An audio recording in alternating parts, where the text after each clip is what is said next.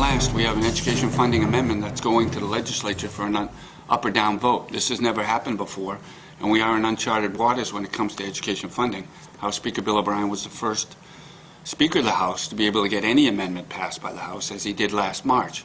More than 80 constitutional amendments on education funding have come before the legislature since the Supreme Court's decisions on school funding. So, the big question, will it pass the House? It's got to get 237 votes to pass. Now it's fewer than it was in March because former House Majority Leader T.J. Bettencourt has resigned, and fellow Republican Norm Tregenza from Silver Lake has also resigned because he moved out of the district. So the good news for Bill O'Brien is you need 2 fewer votes, 237 instead of 239, to pass this amendment. The bad news for Bill O'Brien is you lost 1 positive vote, D.J. Bettencourt.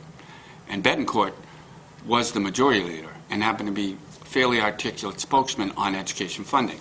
So those people who were moved by Bettencourt now have to be moved by other people, including the Speaker, the new Majority Leader Peter Silva from Nashua, the Deputy Speaker Pam Tucker, and a host of Republican establishment figures and supporters. There's already in the works a not elaborate but kind of systemic kind of marketing campaign on the Republican side to try and pass this amendment. You're certainly going to see editorials in the Union Leader of New Hampshire for this amendment leading up to the vote. You're going to see a number of prominent Republicans come out in support of this amendment. More than likely, former Governor John H. Sununu, who has always been a driving force for a constitutional amendment.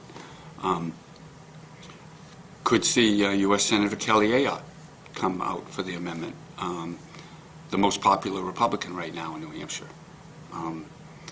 And Ovid Lamontagne, the Republican front-running candidate for governor, has come out for the amendment. He should. He's actually one of the drafters of this amendment. He was one of the lawyers that the Republicans were working on, this LobbyNH.com, first reported to you many, many months ago. So he's on board. Kevin Smith, the other Republican candidate for governor, has yet to issue a statement. We're going to see a lot of pressure brought to bear on these Republicans. It's really all about the attendance. If this attendance in the House is over 260 members, House Speaker Bill O'Brien, 360 I should say, House Speaker O'Brien has a pretty decent chance of getting it passed. If it falls below 250, 350 members I should say, I don't see any scenario under which House Speaker Bill O'Brien gets this amendment passed, because very few Democrats are going to support this amendment, if any, in the House. There were only a very tiny handful the first time last March, and despite Governor John Lynch's support for this amendment, it doesn't seem at this hour whether it's going to move a whole lot of Democrats to his side. They've ignored him in the past repeatedly on constitutional amendments. There's no indication they're not going to ignore him again. So it really comes down to, can Bill O'Brien get those warm bodies in those seats to vote yes again? And what's the biggest question some of those conservative Republicans who went on board reluctantly for an amendment have? Why is John Lynch supporting this amendment?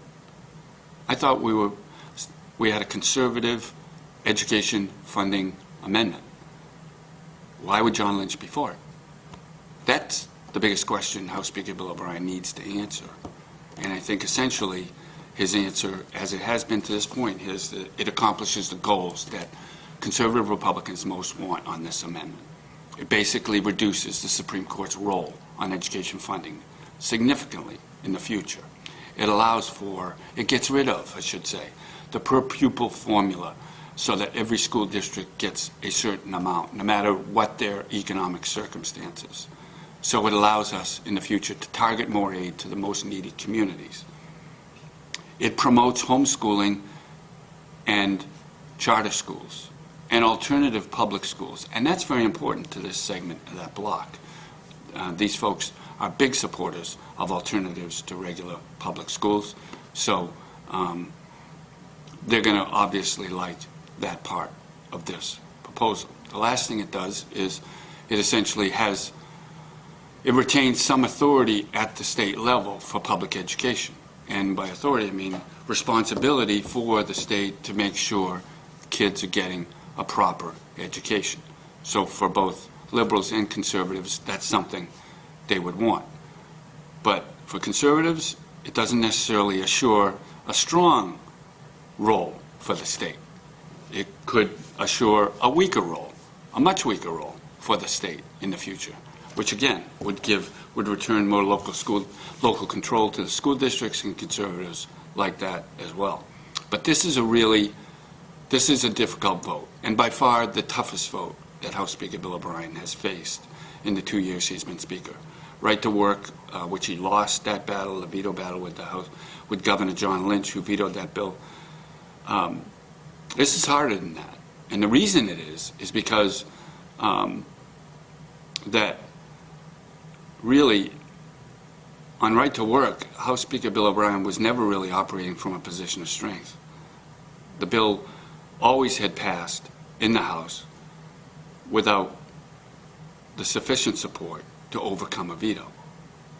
So he was in a defensive mode there from the beginning, and really wasn't necessarily expected to get right to work passed into law. This is different. He got the 60% majority for an amendment in the House the first time. Why can't he do it the second time? We've talked about some of the reasons that make it more difficult, and I think it's a coin flip, and I think it's going to be within 5 or 10 votes either way.